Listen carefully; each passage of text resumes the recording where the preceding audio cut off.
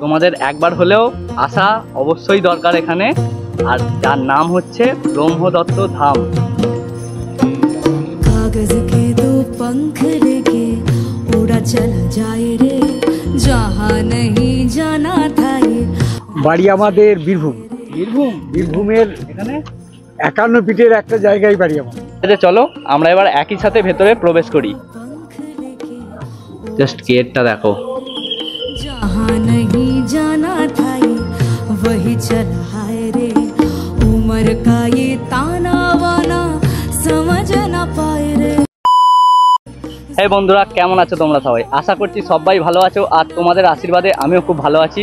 তো আজ যাচ্ছি এমন একটা মন্দির যেটা অনেকের কাছে কিন্তু অজানা। আর এই মন্দিরটা কিন্তু খুব সুন্দর দেখতে আর সুবিশাল মন্দির। তো এই মন্দিরটার নাম হচ্ছে ব্রহ্মদত্ত ধাম। তো চলো এখন আমি বাইকে করে যাব ওখানে। বাইকে গিয়ে বাকি কথা মন্দিরে গিয়ে হচ্ছে। চলো।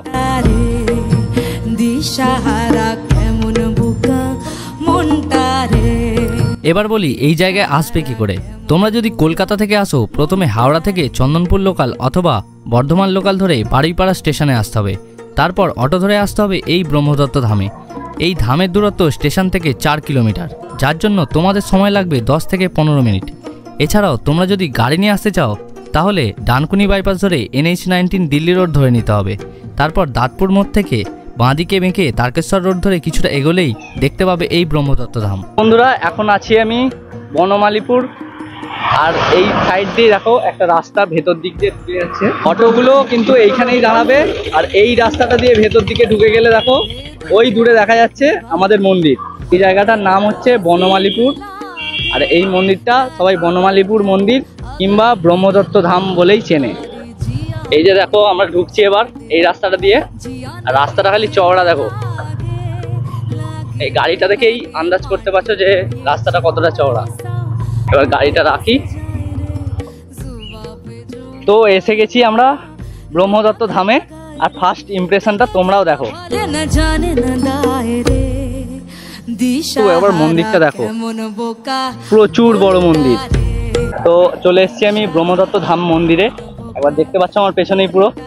আর এইখানে কিন্তু পার্কিং এর জায়গাও কিন্তু প্রচুর পার্কিং এর জায়গা আছে। ওই দূরে পুরো পার্কিং, পুরোটা পার্কিং এর জায়গাটা কিন্তু বিশাল বড়, বিশাল বড়। তোমরা কিন্তু এলে তোমাদের ভালো লাগবেই একদম। আর এখন আমি দাঁড়িয়ে আছি ঠিক ব্রহ্মদত্ত ধামের মেন গেটের কাছে। তোমাদেরও দেখাচ্ছি কেমন ধারা লাগছে।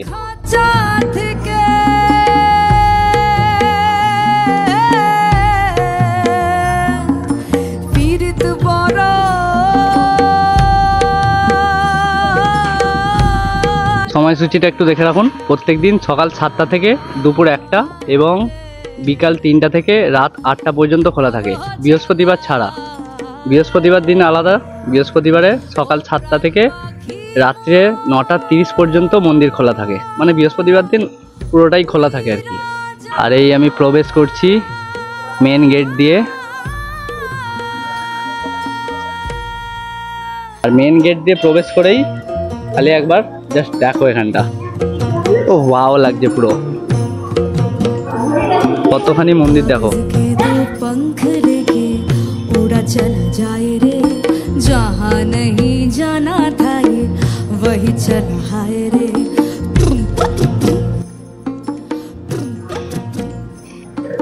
যেমনটা দেখছো, তোমরা যদি এখানে পুজো দিতে আসো 51 টাকার ডালাও আছে, 100 টাকার ডালাও আছে।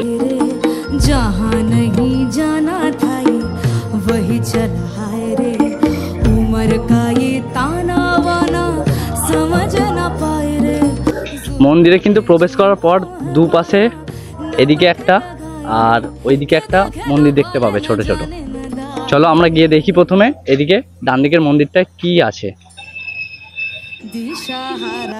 আর দেখো এখানে একটা কপিল মুনির মূর্তি করা আছে।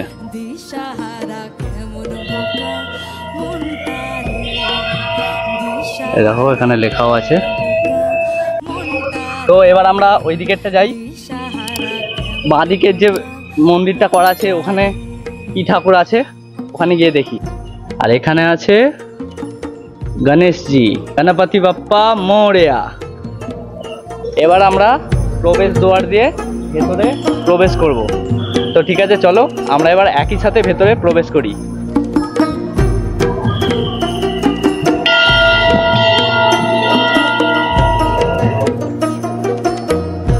জাস্ট গেটটা দেখো।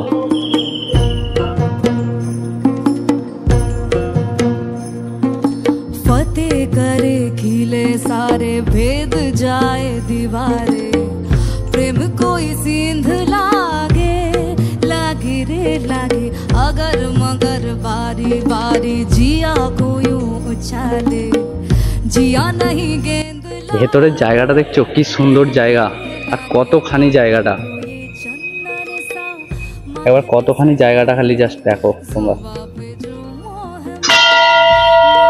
लगाए रे के देखे न भले न जाने न दाए रे दिशाहारा केमन बोका मुंटा रे दिशाहारा केमन बोका मुंटा रे এখানে কিন্তু ব্রহ্মা বিষ্ণু মহেশ্বর একই শরীরে বিদ্যমান।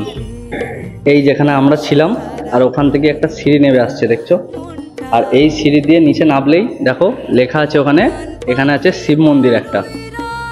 তারপর কপালে চন্দনের ফোঁটা নিয়ে মন্দিরের সৌন্দর্যতা দেখতে দেখতে চলে গেলাম শিব মন্দির দেখতে। সত্যম শিবম সুন্দরম, শিবের থেকে সত্যি কিছু সুন্দর নেই। তবে এই শিব মন্দিরের সৌন্দর্য আর লাইটিং আপনাদেরও অবশ্যই নজর কাড়বে।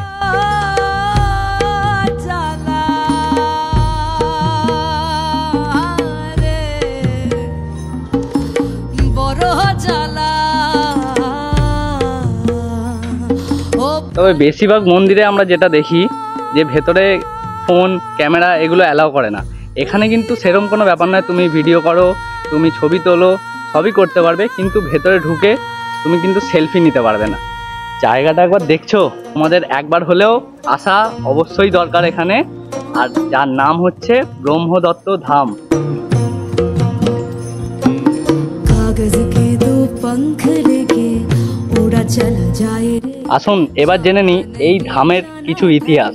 ব্রহ্মদত্ত ধাম আছে 4টি রাজ্যে, আর এইটা হচ্ছে প্রথম ধাম শিবদত্ত ধাম, যেটা আছে মধ্যপ্রদেশে। দ্বিতীয় ধাম হচ্ছে उड़ा অনুসয়া দত্ত ধাম, যেটা আছে কন্যাকুমারীতে। তৃতীয় ধাম হচ্ছে ব্রহ্মদত্ত ধাম কলকাতা, যেটাতে এখন আমরা আছি। ताना वाना আর এই হচ্ছে চতুর্থ ধাম, যেটা আছে উত্তরাখণ্ডে। আর এই ধামের প্রতিষ্ঠা হয়েছিল ব্রহ্মজ্ঞানী সাধক ব্রহ্মদত্ত মহারাজের স্মৃতিতে, এবং এই ধাম পুরো 200 একর জমির ওপর বিস্তৃত। এখন আমি যেখানে দাঁড়িয়ে আছি সেখানে কিন্তু প্রত্যেক বৃহস্পতিবার ভোগ বিতরণ করা হয়, আর তার কুপন দেওয়া হয় এইখানগুলোতেই। এই লাইনটাতে দাঁড়িয়ে এখানে কিন্তু প্রত্যেক বৃহস্পতিবার ফ্রিতে ভোগ বিতরণ করা হয়, আর তার কুপন দেওয়া হয় এখানেই। এখানে কিন্তু শুক্রবার থেকে বুধবারে কিছু নিয়ম দেওয়া আছে, যেমন সকাল 8টায় কিন্তু আরতি হয়, আর সন্ধ্যা 7টায় আরতি হয়, শুক্রবার থেকে বুধবারের মধ্যে। আর যে কোনো সময় তো পুজো দিতে পারেন, লেখাই আছে। আর শুধুমাত্র বৃহস্পতিবারের জন্য কিছু বিশেষ নিয়ম আছে, যেমন সকাল 9টায় আরতি হয়, দুপুর 1:30-এ আরতি হয়, আবার দুপুর 2টোয় কিন্তু এখানে ভোগ বিতরণ করা হয়, যেটা শুধুমাত্র বৃহস্পতিবারেই হয়। আর তারপর আবার সন্ধ্যার সময় আরতি হওয়ার পর নাম কীর্তনও হয়, দেখেছো বন্ধুরা।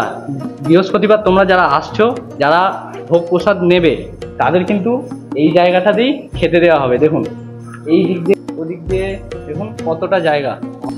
फतेह करे खिले सारे भेद তারপর নিয়ম অনুসারে 1টা বাজার সাথে সাথেই মন্দির বন্ধ করে দেওয়া হচ্ছিল। আর ঘড়িতে সময় এখন 1টা বাজতে চলেছে, দেখলেন তো আপনারা, মন্দির এখন বন্ধ করে দেওয়া হচ্ছে।